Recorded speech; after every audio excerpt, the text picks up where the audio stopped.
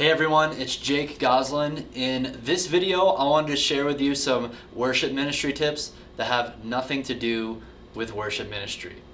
So these are not your traditional tips about how to run a click in tracks or what to say or pray between songs or how to lead a band.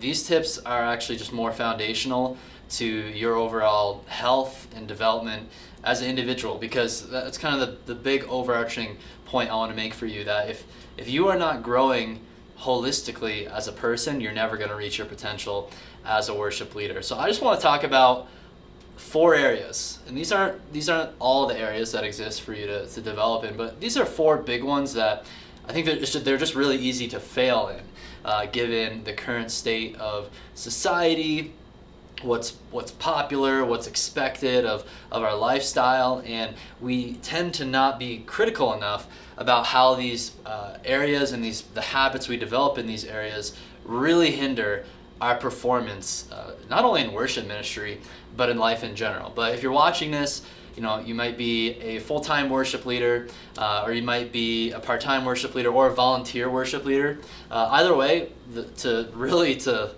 live up to the responsibility of leading worship, it takes a lot. It takes a lot, not only from a spiritual side of things, leadership, musical side of things, but really just demands a lot of you, out of you as a person, both when it comes to your creative, mental energy, even your physical energy, to make sure that you're ready on a Sunday morning to give your best. So I want to share with you these 4 areas that if you do take the time to develop healthy disciplines and habits around these, I think it's going to really help you move things forward in your ministry and in your life in general. And these are the 4 areas that I know when I was more intentional about these, it made a huge difference. And I see this in a lot of other people's lives as well. So let's go ahead. We'll just dive right in. Area number 4. So tip number 1, or sorry, not area number 4. Area number 1 and tip number 1, I want to encourage you to control your inputs. So I'll just write this up here.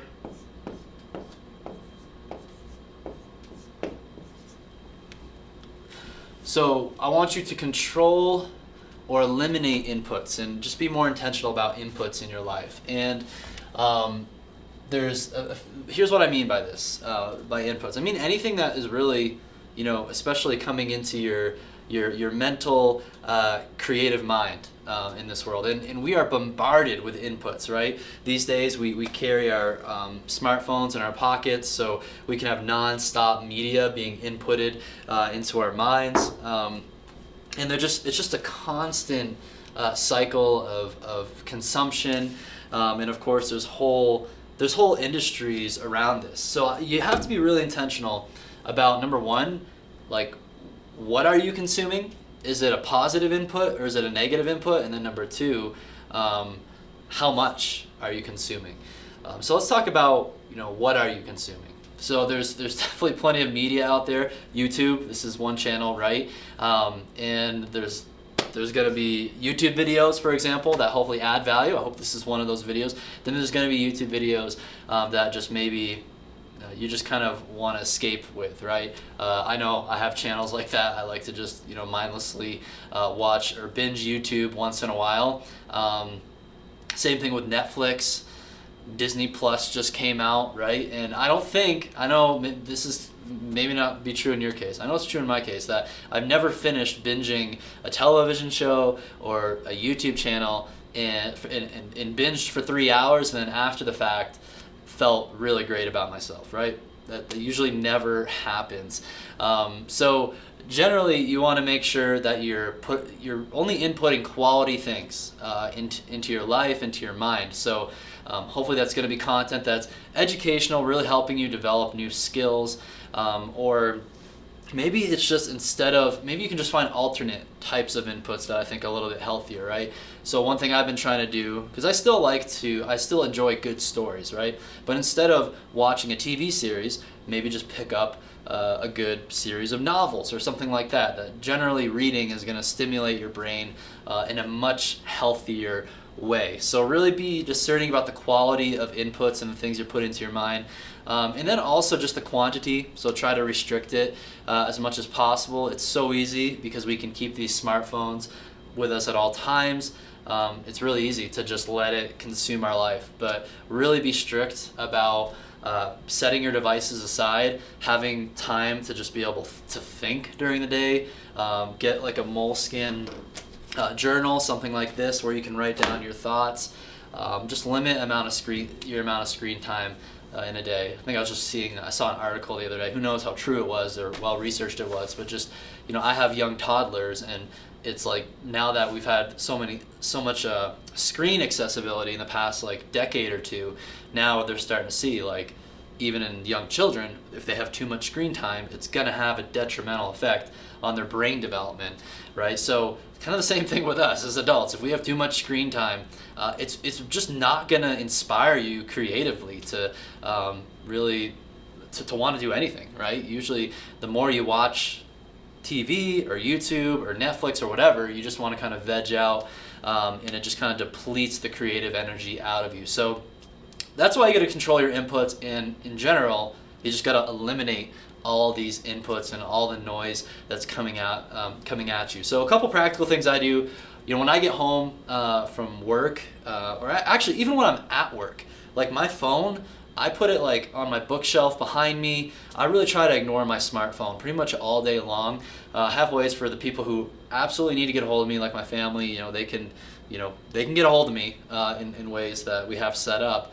But I also keep my phone on Do Not Disturb 24/7. And then when I get home, I put the phone in a drawer. So it's funny, like I love my smartphone, but I also hate it. Like it's this really strong love-hate relationship with this device. And then I really try to just get in the habit of whenever I feel like going to watch something on YouTube or Netflix, I'll just pick up a book. So like right now I'm reading the Harry Potter series. It's very entertaining, it's a fun read, and when I'm done reading those books, I generally don't feel as horrible about myself as I do after I just watched a bunch of YouTube videos. So inputs are important because if you're not putting quality stuff into your mind, you're not really going to be able to output anything good, right? You talk to the best chefs out there, the secret to the best food that they make is not them necessarily having the best technique to make it, but it's them being able to find the best ingredients, the best inputs for those dishes. So the same thing goes with us. As worship leaders, we are expected to have a lot of creative output. We want to have high quality creative output, and if you're not inputting good things, or if you're inputting too much stuff that's just going to distract your mind and clutter it, you're never going to be able to focus on your craft. So that is my first tip, is inputs. Control your inputs and eliminate inputs. And last tip too, sometimes you have to control your inputs around like who you hanging out with. Like, are they going to be a positive influence? Are they inputting positive things into your life? So be discerning of that. You become the average of the 5 people you hang out the most with. So I can't remember who came up with that quote, but it's true. So I think though, if you can really control and reduce the media inputs and media consumption in life, I think you're just gonna have so much more clarity, so much more productivity. It's going to be so much more impactful for your worship ministry. So then the next tip I have for you, this is a really groundbreaking tip, guys. Coming here for the most innovative things.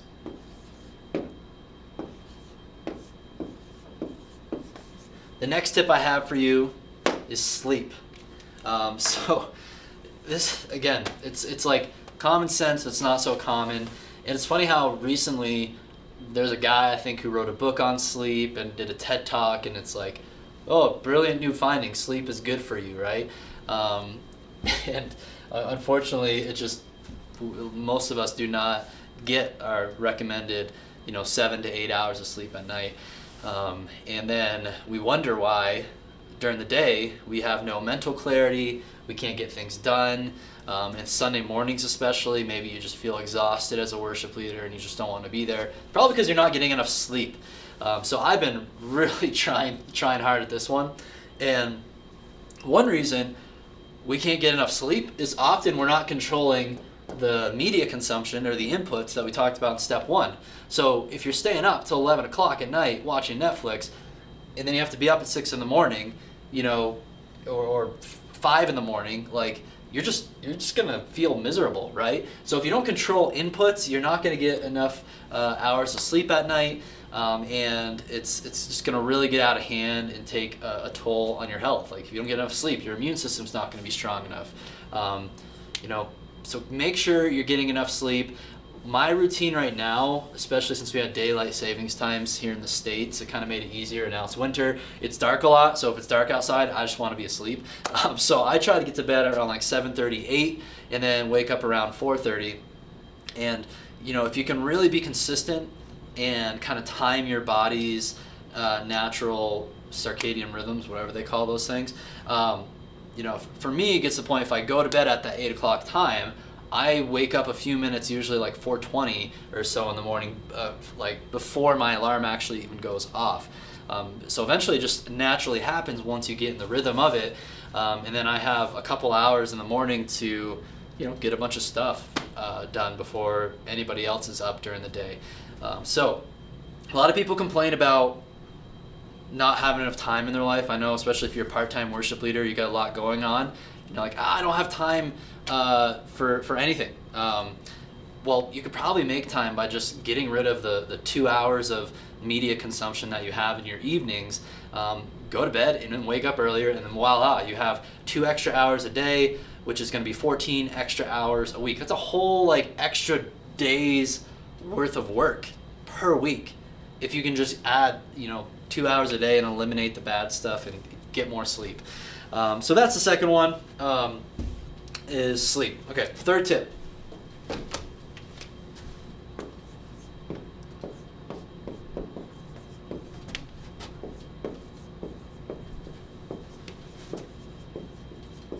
Third tip is time management. So time is our most precious commodity, right? They're not making more of it. You can always earn more money, you can get more stuff in this world, but time, it's just gonna go away. And so many worship leaders I talk to are just like, I need better time management. They know they need better time management. They're not really doing anything about it. They don't know what to do about it. But they know, like, this is a huge issue, because worship leaders, we have a lot of like weekly reoccurring tasks that have to get done. Maybe we have some quarterly goals or projects we're working on, then maybe some bigger projects that happen once a year. So you really have to, number one, like, set your goals, and then let those goals determine what you're doing on a week to week or month to month, week to week, day to day basis. And this is something, especially as I've been trying to grow in this area, trying to grow Churchfront. You know, now it's not just me making YouTube videos. I have a team. We've got a bunch of clients we're working with. We've got I got my own worship ministry, part-time worship ministry. I just got a lot of stuff going on, and the only way I can like keep it all, sustain it all, you know, aside from getting more people on my team to help me out, but to keep track of it, keep it organized, and make sure it's effective, is through good planning, goal setting, and time management. So I've been really working on this stuff a lot, but we've been helping a lot of worship leaders with this as well. So number one, you know, making sure that you have clear goals. What are the priorities? Often too many churches, worship ministries have like too many priorities going on. So like eliminate it down to as few goals as possible. And then you have to kind of reverse engineer everything else that you want in order to achieve those goals. And then, you know, use whatever tools you're going to find most helpful. So maybe you get like a notebook to start writing down goals. I have one of those week Dominator planner books that I like a lot, and then I use that in combination with Asana. Asana is a project management software. It starts out free. I don't even know why you'd want to pay for it, because the free version of it is super powerful. But you can use that as an individual to really keep track of your daily and weekly tasks, and then you can also get your team on board and really keep track of everything that's going on. So you got to find what tools, what systems work best for you. I don't want you to get too caught up in that, because there's so many options out there. You just have to have a commitment to this kind of philosophy of like, okay, each week, maybe for you it's going to, I know for me it's Sunday afternoon. I sit down like for about, I'm trying to get it to be about an hour, trying to focus in on an hour per week at the beginning of my week, really planning out like what are my priorities this week, how does it fit into my bigger priorities this month and quarter and my year, and then how do I start mapping out those priorities and to each of the days that are coming up, so that I can make sure everything gets done. Because all of us have so many of these goals and things that we think about, we want, we dream about, but we never write them down, we never make a plan, and they're never going to happen. So time management, really important for you to flourish with your worship ministry. And then the fourth tip I have for you, again, really groundbreaking one.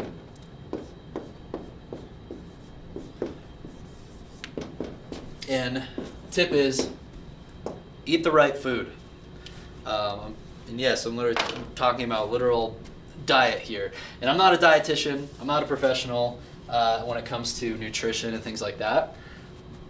But I know that there's obviously there's food out there. The unfortunate truth is, if it tastes good and you really enjoy it, it's probably bad for you, right? So, the rule of thumb I go by is, if it's, and I got this from, there's a book called The 4-Hour Body by Tim Ferriss, and he's just like, eat a bunch of lentils and, just straight up like meat or protein and stuff like that, and vegetables, avoid even fruit because of sugar and fruit. Avoid anything that has if it's a white food, like has a bunch of carbs and stuff like that.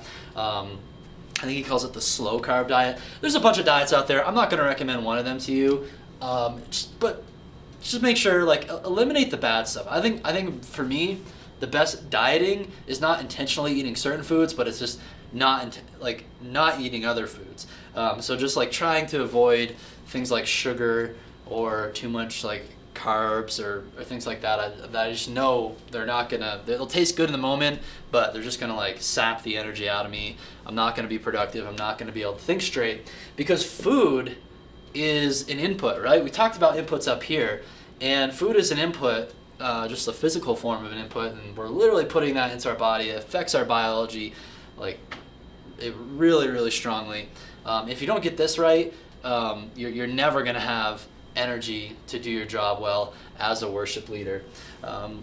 So I don't even know. Yeah, so plant-based foods, avoid sugar, take it easy on caffeine, don't try to be too addicted to it. And then the other thing too, that kind of goes alongside with diet, is exercise. Just make sure you find a good exercise routine. I know the days when I do work out, I tend to have higher energy throughout the day, because it just the way God made us. Unfortunately, eating healthy food and exercising is what's going to make us perform our best. I wish we could perform our best eating ice cream and sitting on the lazy boy all day, but that's just not the way it is. So eat right, put in exercise. It's really going to help you just reach your potential as a worship leader, along with these other things. So there's a whole lot of other self-help tips I could give you.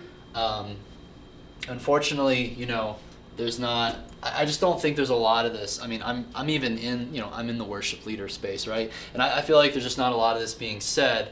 It's important for us, of course. You have to focus on the spiritual element. If you're not taking care of your heart and soul, you're not going to thrive as a worship leader. But what I found, I know in my personal life, if I'm not taking care of these things, then I can't even get to the spiritual element of things. Because, if I'm just inputting Netflix in my brain all day long, that's not going to inspire me to want to pray or spend time in the Word. Same thing, if I'm too sleepy, I'm not going to have energy to be able to spend time with God. If I don't manage my time, I'm also not going to make any time to do it. So, I actually have it. So for me, every day from about 7:30 in the morning till 8, that is my read the Bible, maybe read a chapter from another book that helps stimulate me theologically, and just meditate for that half hour.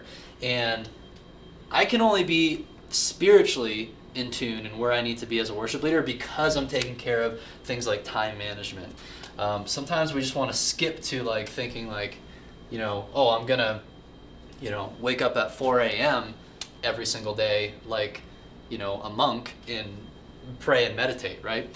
And the reason why monks could do that is because they probably went to bed at like 6:30, 7 o'clock at night, right? We read these books, history books about all these spiritual folks we look up to. The thing is, a lot of them were pretty healthy when it came to this stuff. They understood like this is kind of the foundation. God made us as biological beings with certain needs that need to be met, or else we're not going to be able to flourish in other areas like our spirituality. So get these right. This is like the foundation in a sense. Obviously, you can add like the spiritual element in here as well, but I just think it's all intertwined. That's why God created us as physical humans and bodies, and we just have to observe that fact as we live our day-to-day lives as worship leaders.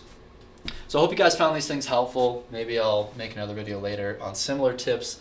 But I think these are the big ones. And I want to encourage you, if you just feel stuck in your worship ministry, even on these kind of non-worship ministry related things, and you want to work closely with my team, we're helping worship leaders all the time from all around the globe in our Worship Leader School program.